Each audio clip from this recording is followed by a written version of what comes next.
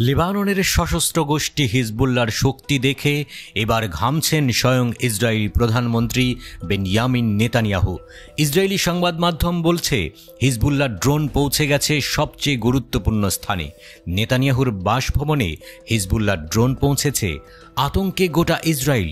নেতানিয়াহুর ব্যক্তিগত বাসভবনে হিজবুল্লাহর একটি পুনরুদ্ধারকারী ড্রোন প্রবেশ করেছে বলে জানিয়েছে ইসরায়েলি মিডিয়া। তবে নেতানিয়াহুর অফিস ড্রোনের বিষয়টি অস্বীকার করেছে।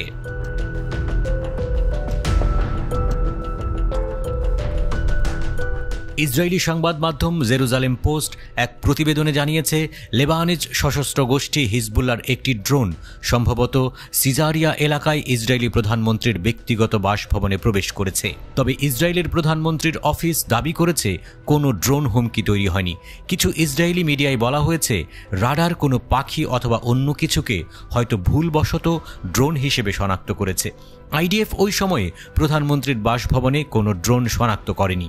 তবে আইডিএফ অস্বীকার করলেও কিছু ইসরায়েলি মিডিয়া প্রধানমন্ত্রীর বাসভবনে ড্রোনের খবরটিকে ব্রেকিং নিউজ হিসেবে প্রচার করেছে।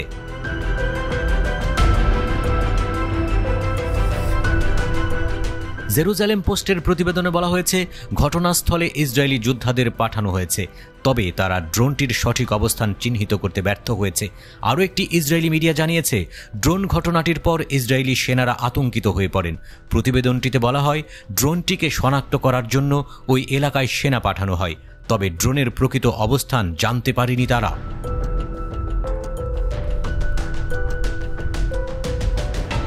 জেরুজালেম পোস্ট জানিয়েছে ড্রোনটি ইসরায়েলি প্রধানমন্ত্রী বেনিয়ামিন নেতানিয়াহুর বাসস্থানের ফুটেজ নিতে সক্ষম হয়েছে।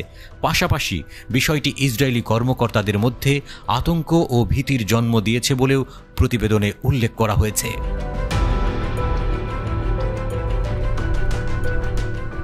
এর আগে ইসরায়েলের হাইফা বন্দর সহ বেশ কিছু স্পর্শকাতর স্থানে নজরদারি ড্রোন ফুটেজ প্রকাশ করেছে হিজবুল্লাহ। গত জুনে 9 মিনিট 31 সেকেন্ডের ওই ভিডিও প্রকাশ করা হয়। ওই ভিডিওতে দেখানো হয় হাইফা শহরের সমুদ্র ও বিমানবন্দরের ইসরায়েলি সেনাদের অবস্থান, সামরিক কমপ্লেক্স ও আয়রনডোম ব্যাটারি সহ সংবেদনশীল ইসরায়েলি সামরিক অবস্থান। ফুটেজগুলো নজরদারি ড্রোন থেকে সংগ্রহ করা বলে দাবি হিজবুল্লাহর।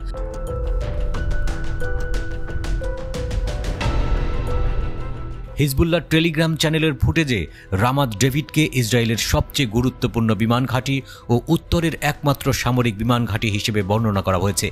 হিজবুল্লাহর মতে এই ঘাঁটিতে যুদ্ধবিমান, সামরিক হেলিকপ্টার, পরিবহন ও উদ্ধারকারী হেলিকপ্টার, সামুদ্রিক নজরদারি হেলিকপ্টার ও ইলেকট্রনিক যুদ্ধ ব্যবস্থা রয়েছে।